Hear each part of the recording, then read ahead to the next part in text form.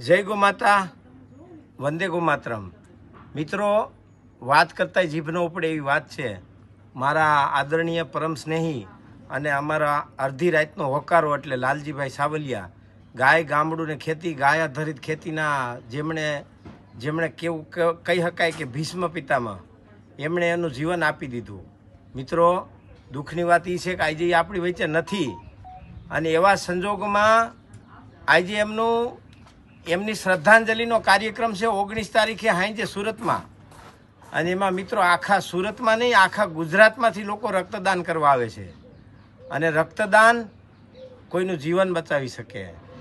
લાલજીભાઈ અમારા એક એવા વ્યક્તિ હતા કે માનસિક વિકલાંગોનું કામ હોય તો પોતે આગળ આવે, બીમાર ગાયોનું કામ હોય તો પોતે આગળ આવે, ગૌરક્ષાનું કામ હોય તો પોતે આગળ આવે, ગાય આધારિત ખેતીનું કામ હોય તો પોતે આગળ આવે, ગો યાત્રાનું કામ હોય તો પડકારો મારીને પોતે આગળ આવે। એટલે એવું કહેવાય કે નાની ઉંમરમાં જેમણે ખૂબ મોટું કામ કર્યું છે અને આખા વિશ્વને એવો સંદેશ આપ્યો છે કે ગાય એ જ માનવ સભ્યતાની ધરોહર છે અને ગાય સિવાય જગતમાં કાંઈ છે નહીં।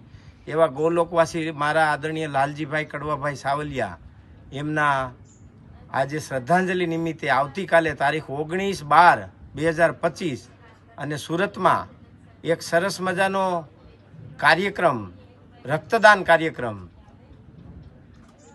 એવો રક્તદાન કાર્યક્રમ છે કે જે મારા લાલજીભાઈની શ્રદ્ધાંજલિનો કાર્યક્રમ છે। મિત્રો, આ વિડીયો જેટલા લોકો જોતા હોય નિસંકોચ શેર કરજો અને તમે આયોજન કરી શકો ને કદાચ સુરત ન પહોંચી શકો તો તમારા ગામમાં રક્તદાન કરજો, ભાગવત ગીતાના પાઠ કરજો, ગીતા પારાયણ કરજો, ગરુડ પુરાણ કરજો। તમારાથી જે થાય એક ગોલોકવાસી લાલજીભાઈ સાવલિયાના નામે કોઈ એક ઝાડવું વાવજો, કોઈ ગરીબ માણસને દાન કરજો, કોઈ માનસિક વિકલાંગોને કપડાં, જમવાનું, તમારાથી જે થાય ભગવાને જેને જેવી શક્તિ દીધી હોય।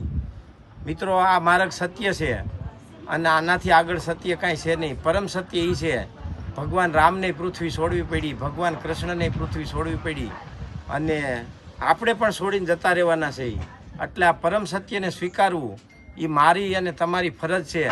આપણે બધાય મળીને એવી પ્રાર્થના કરીએ કે ગોલોકવાસી સદગત લાલજીભાઈ સાવલિયાના આત્માને પરમ પિતા ઈશ્વર પરમ શાંતિ આપે અને આપણને સૌને દુઃખ સહન કરવાની શક્તિ આપે, એના પરિવારને દુઃખ સહન કરવાની શક્તિ આપે અને એના પરિવાર ઉપર ગૌમાતાની કૃપા સદૈવ બની રહે એવી ઈશ્વરને પ્રાર્થના।